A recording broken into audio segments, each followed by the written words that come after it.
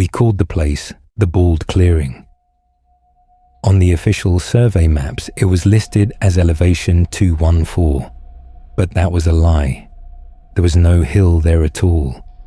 Just a perfectly round clearing in the middle of endless northern woodland, where nothing grew except pale, lifeless moss. Even the trees at the edge looked sick and twisted. It felt as if they were trying to turn away from the clearing, as though they feared it. Our 4-man survey crew had set up camp about half a mile away. We were conducting preliminary studies for a future logging road. The work was slow and draining, soaked in the smells of wet soil, pine needles, and cheap cigarettes. My name is Michael. After our crew leader, Thomas, I was the most experienced one there. Thomas was a man nearing retirement, his face worn and lined like an old highway map. The other two, Ryan and Luke, were young college interns still full of curiosity and careless confidence. Luke was the one who found it. We were working along the edge of the clearing, driving survey stakes into the ground, when Luke's shovel struck something with a dull, unnatural thump. He dug up what looked like a massive sheet of old tanned leather. It was grey-brown and roughly the size of a rug, dry to the touch, yet strangely flexible. There was no fur, no scales, only a smooth surface crossed by unfamiliar vein-like patterns. Ryan nudged it with his boot and suggested it might be an elk hide. Thomas crouched down, rubbed the material between his fingers, and slowly shook his head. It was too thin, and there was no smell at all. We found more of them, several layers buried just beneath the soil, as if someone had carefully laid them there. They looked like discarded skins left behind by something enormous. There was something ancient about them, something deeply wrong. We took photos for the report and forced ourselves to get back to work. That same night, Luke got sick. It started with the chills. Luke was shaking violently, as if he had been dragged out into the cold, even though the stove inside the tent was burning hot. We wrapped him in every blanket and jacket we had, but the trembling wouldn't stop. By evening, his fever spiked. His skin was dry and burning, his breathing shallow and uneven. That night, he began to deliriously mutter, thrashing around, fighting something none of us could see, whispering about tight clothes, about not being able to breathe. His skin felt hot to the touch, yet beneath it, there was a strange, unnatural cold. We did everything we could: aspirin, herbal tea, cold compresses. Nothing worked. By midday, Luke suddenly went still. He just stopped breathing. We sat beside his body, unable to immediately grasp what had happened. The death was too fast, too senseless. Thomas contacted the base over the radio and reported the incident. The response came back flat and detached. The helicopter wouldn't arrive for at least 2 days. The weather was too dangerous to fly. Until then, we were instructed to wrap the body in a tarp and place it in the coldest corner of our makeshift storage shed, a rough wooden structure we'd thrown together earlier. The next day passed in heavy silence. We didn't work. We just sat, smoked, and drank coffee, avoiding each other's eyes. That night, freezing rain began to fall. The drops drummed against the tent, and with that sound came a creeping sense of dread, sticky and irrational, impossible to explain. I woke up because of a noise. It wasn't a scream. It wasn't a crash. It was a wet, rhythmic scraping sound, as if someone was rubbing something thick and sticky against wooden boards. It was coming from the direction of the storage shed. I nudged Thomas and whispered, asking if he heard it too. He wasn't asleep. In the darkness, His eyes were sharp and alert. He muttered that it might be a bear, but we both knew it wasn't. The sound was too steady, too deliberate. Thomas grabbed an axe. I took the heavy flashlight, and we stepped out into the cold rain. The door to the storage shed was slightly open. The sound was coming from inside. I aimed the flashlight beam through the gap, and my breath caught in my throat. Something was standing on the floor beside the torn tarp cocoon. It was about Luke's height. It had Luke's arms, Luke's legs, but it wasn't him. Its body had been turned inside out. Dark red muscles pulsed on the outside, laced with blue veins and streaks of yellow fat. Internal organs glistened wetly, held together by a thin, translucent membrane. The ribs were exposed and pale, forming a grotesque frame, and the skin was inside. I could see its pink, living underside lining the hollow interior of that thing. The head was the worst part. The skull was bare. The eyes, ripped from their sockets, were facing inward, staring at its own brain. The creature was moving. It scraped against the wooden floor, and suddenly I understood what it was doing. It was trying to scrape the remnants of fingernails from its exposed fingers. My mind refused to accept what I was seeing. I stood frozen, unable to scream or move. Beside me, Thomas let out a low, choking sound. The creature turned. It couldn't see us, but it sensed us. It began moving toward the door, slow and dragging, leaving wet streaks behind it. There was no rush in its movements, only certainty. We ran, not toward the tents, into the forest. Branches whipped at our faces. Roots sent us crashing to the ground. Behind us came the sound of pursuit, wet, sloshing, relentless. We ran until our lungs burned and our legs gave out. Only then did we collapse into the soaked moss beneath a massive spruce. Ethan, who had burst from the tent after us, stared in horror, gasping for breath. He asked what that thing was. Thomas forced out a single word, a name, and that name was more terrifying than any scream. That's when we understood. The sheets of skin we'd found at the clearing weren't remains. They were shells, discarded layers, worn out. And now the creature needed a new one, a fresh one. We returned to the camp at dawn, axes in our hands, nothing but fear and emptiness in our heads. The creature was gone, but a wet, slimy trail stretched from the storage shed into the forest, as if something raw had been dragged across the ground. Ethan broke first. He frantically packed his things, muttering that we had to leave, walk anywhere, just get away from this place.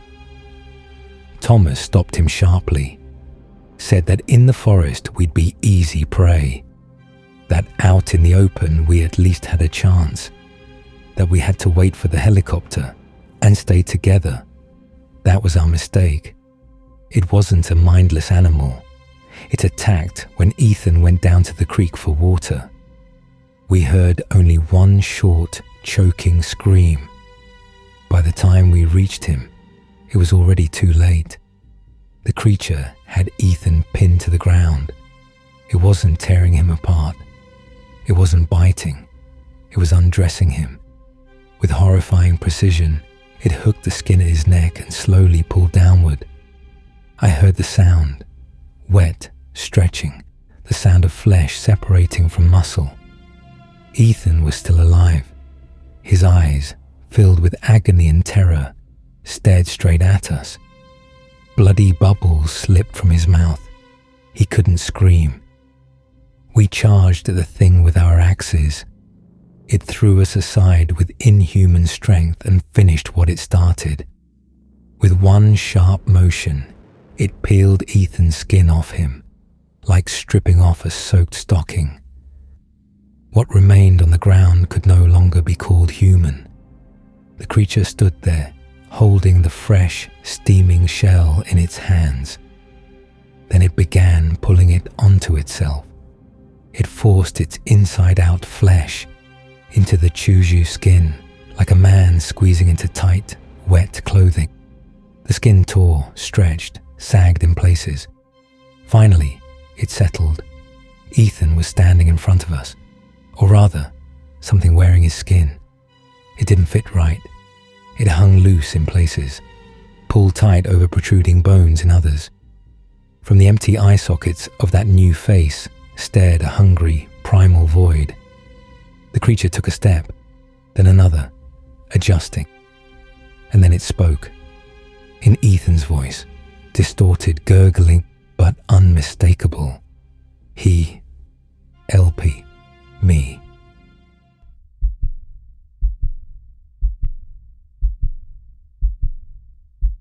The divorce gutted me, scraped me clean down to the bone, leaving nothing but a ringing emptiness and a dull, constant ache. I couldn't stand being inside my apartment anymore, every corner reminding me of her. So I got in my car and drove. No destination, just away. Away from Chicago, from people, from myself. That is how I ended up out there. The pavement ended. Then the gravel ended. Soon I was crawling along deep ruts that looked like they hadn't seen a car in decades.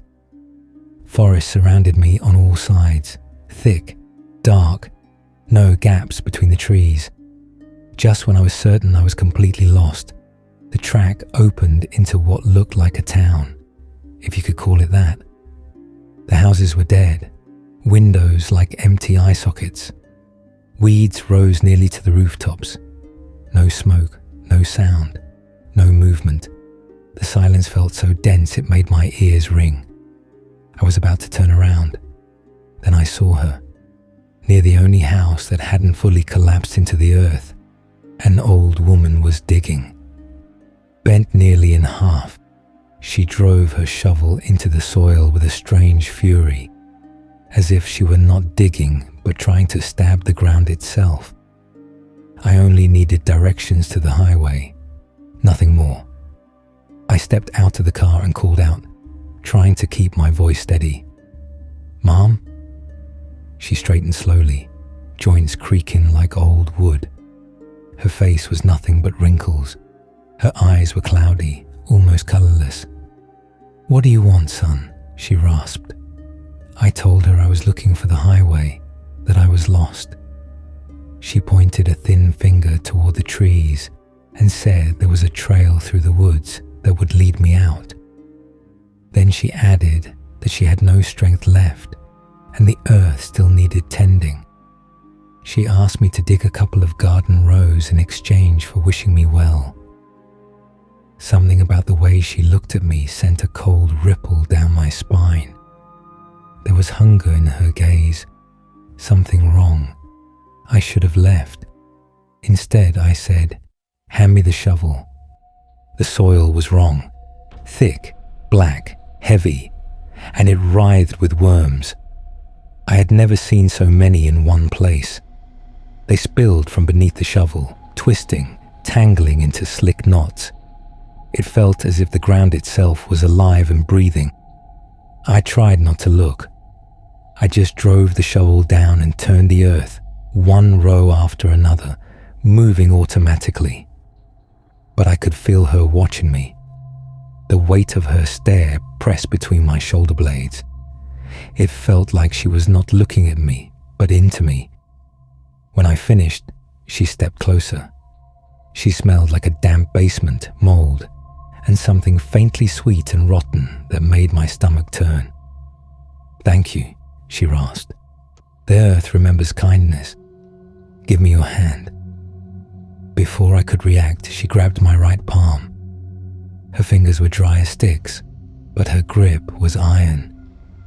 She dragged her thumb slowly across my skin, rough and deliberate, as if testing something. Then she looked straight into my eyes. "You have a good hand, a working hand. The earth will like that." She released me.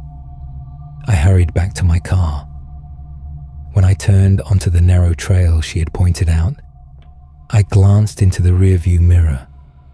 She was standing in the middle of the road, watching me leave, and I thought I saw her smiling. The first itch began about an hour later.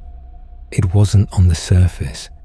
It was deeper, beneath the nail of my right index finger, like a splinter buried too deep to reach.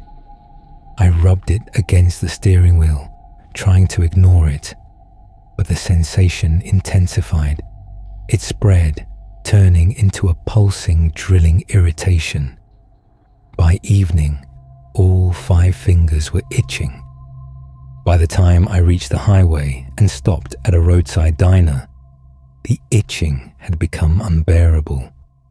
I went into the restroom, turned on the cold water, and held my right hand under the stream. The icy flow brought brief relief, but the moment I shut it off, it came back. That was when I felt it. Something moved beneath my skin. It was unmistakable. Not a cramp, not a twitch. It felt as if something inside my hand was writhing, slowly, intentionally, as if my muscles and tendons had come alive and begun to crawl. I clenched my fist, trying to stop it. The movement only intensified. My fingers locked in a painful spasm. I stared at my palm and saw small bulges rolling beneath the skin. I vomited into the sink. After that, everything blurred. I don't remember driving home. I think I was screaming the entire way. I locked myself in the bathroom and stared at my hand. It no longer felt like mine. The skin stretched tight over my fingers, pale and almost translucent. And inside were them. 5 thick, pale creatures occupying the place where my bones should have been. I could see them shifting slowly, rippling as if testing the limits of their new body. I felt every movement, felt them consuming me from the inside, turning my flesh into something that belonged to them. I was losing my mind. I slammed my head against the wall. I cried. I begged a God I never believed in to make it stop. It did not stop. The skin at the tip of my ring finger split open. No blood, just a quiet tear. And from it emerged a small pink blind head. It swayed gently, as if sensing the air, then slipped back inside. That was the end. I could not live like that. I could not be an incubator for that thing. I went into the kitchen. My legs trembled. My hands shook so violently I could barely stand. I pulled open the drawer and took out the largest meat cleaver I owned. I placed my right hand on the cutting board. They felt it. I knew they did. They began to writhe faster beneath the skin, thrashing, quivering, as if they understood what was coming. And then I heard her voice inside my head, dry, scraping. The earth does not forget. Go to hell, I screamed into the empty apartment. I squeezed my eyes shut, raised the cleaver, and brought it down on my wrist with all my strength. The crack of bone, a wet, splitting sound. Pain exploded in blinding white. The edges of the world went dark. But I did not stop. I struck again and again, turning my own hand into a ruin of blood and shattered flesh. I had to separate them from me, cut them away, destroy them. When it was over, I lay on the floor, pressing a towel against the stump, laughing from pain, from horror, from relief. My severed hand lay on the cutting board, and the fingers, they were still moving. They writhed slowly, convulsively, trying to drag themselves off the table. I stared at them, and my laughter collapsed into sobbing, because I understood. I had not gotten rid of them. I had only given them part of myself. And then I felt it again, that familiar, drilling, deliberate itch, deep inside the stump of my arm. And I knew this was not the end. It was only the beginning. They had not left. They were waiting. And now they would begin to grow again from what was left of me.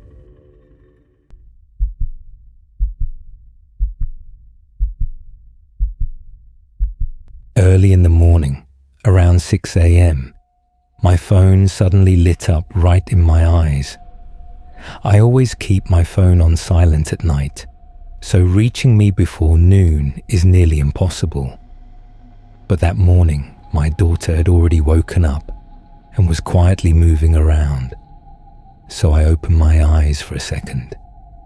Right then, I saw the number of my friend Daniel, who works as a forester, and I immediately knew something completely out of the ordinary must have happened. I generally advise people not to call me before midday, so if someone gathers the courage to call me at dawn, it better be something truly extraordinary. Usually, in stories like this, the caller is panicking or mumbling incoherently. But not Daniel. He demanded a candle for protection, or maybe to drive out demons. Anyway, this is what happened. The weather had turned absolutely terrible, but his job still had to be done. To be honest, I never fully understood what foresters actually do. According to him, he just rides through the forest, making sure everything is in order. So that day, he got on his motorcycle, the one built to handle rough forest trails, and went out to inspect his area. The morning had started perfectly, sunshine, not a cloud in the sky. Then suddenly the wind hit. He needed to reach at least the nearest forest cabin. I've never seen one myself, but from his description, they are simple log huts deep in the woods. Basically, one room under a roof. Rough wooden furniture, sometimes even nailed to the floor, so no one would bother stealing it. Simple utensils, bowls, spoons. Some cabins have hidden caches known only to the foresters. Otherwise, even in the deepest wilderness, someone would eventually steal anything valuable. In those hiding places, there might be blankets, sometimes sleeping bags, canned food, matches, basic survival supplies. Sometimes there's a small metal stove inside, if you're lucky, because often these cabins are stripped completely. Finding one isn't easy, but even in the most remote forest, you'll eventually find a scrap of paper, some foil, or a bottle. People wander everywhere. Windows are rare in such huts. They get broken by people, by branches, by anything. Basically, it's just a wooden cube with the bare minimum to survive bad weather, not freeze to death, and wait things out. Daniel reached one of those cabins through rain and wind on his roaring motorcycle. At that moment, it looked like a palace to him. Riding through cold rain with wind forcing water under your clothes is pure hell. He found the cache, laid out the blankets, and lit the small stove that had luckily survived.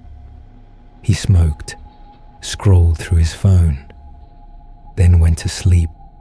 The wind that night was incredibly strong. Even in my own house, weather like that can make you uneasy. But imagine a tiny cabin lost in the forest with no people for miles, no electricity, barely any signal. Primitive instincts take over. Daniel isn't easily frightened. He's used to it. He lay down and drifted off. Then he heard it, a creak at the window. The window wasn't glass. It was a transparent plastic panel. The sound was loud and unpleasant. He thought it was probably just a branch. Turned to the other side and tried to sleep. Then again, a creak, and then a soft knock. Light, almost like a child tapping a palm against the window. He checked the door, firmly bolted from the inside, then glanced at the window. Nothing. Or maybe he simply couldn't see clearly. The stove was still burning, lighting up the inside of the cabin, while outside remained invisible in the darkness. The knocking stopped. He smoked another cigarette without getting up and tried to sleep again. Sometime later, he suddenly woke up. For no reason. He was exhausted, frozen, soaked. His body should have been sleeping deeply. Instead, he woke up in a cold sweat. The stove had gone out but was still warm, so it wasn't the cold. He checked the door again, then looked at the window, and there, behind the plastic panel, stood something. The surface was scratched and cloudy. Details were impossible to see clearly, but it looked like a person pressing their face against the window, both palms flat on it, staring inside. He says at first he thought his heart would burst from his chest.